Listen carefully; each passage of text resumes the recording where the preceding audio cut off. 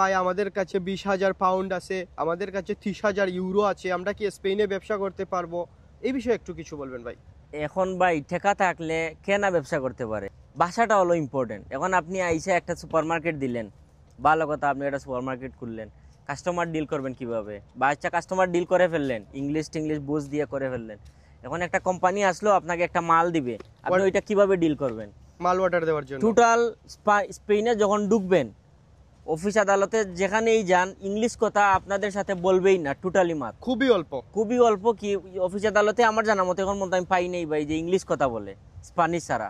আপনি দুই দুই টুকটাক যাই জানেন তাই যদি বলেন, ওরা খুশি হয়, ওরা আপনাদের সাথে কথা বলে। বাট ইংলিশে ওরা খুবই কম কথা বলে। ইউরোপে যারা আসে তারা কি গরিব ঘরের ছেলে মেয়ে আসে?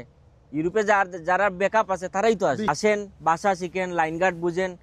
যখন আপনার দাঁড়ানো হবে না এখন আমার ব্যবসা পারফেক্ট টাইম, তখন এটা ব্যবসা দিয়েন, আপনি লাভবান হবেন। যখন 20-30 হাজার আছে, আপনি একটা দোকান দিলেন, পরবর্তীতে এই দোকান তুলতে পারলেন না, তখন আপনার এই 30-40 হাজার টাকার খেসারত কি আপনি দিতে পারবেন? একটা কথা হচ্ছে যে যারা ব্যবসা করতে চান আগে স্পেনে আসেন, 2-1 মাস 4 মাস থাকেন, কিভাবে লিগাল হওয়া যায় বুঝেন, ধীরে সুস্থিরে যখন কার্ড হয়ে যাবে তারপর ব্যবসা বাণিজ্য করেন, ধীরে সুস্থিরে করেন, হুড়াতাড়া করে আপনি ব্যবসা বাণিজ্য করতে পারবেন না। আমাদের পরিচিত এক ভাই, উনার সবকিছু বেচে দিয়ে এখানে একটা দোকান কিনছে, 2 মাসও হয় নাই, এখন দোকান থেকে লস খেয়ে বের হইতেছে। যদি আপনার ফ্যামিলি মেম্বার, আত্মীয় স্বজন কেউ থাকে স্পেনে, সেক্ষেত্রে আপনি পারবেন, ওদের সাথে পার্টনার হয়ে বিজনেস করলেন, সেক্ষেত্রে হয়তো বা লাভবান হতে পারেন।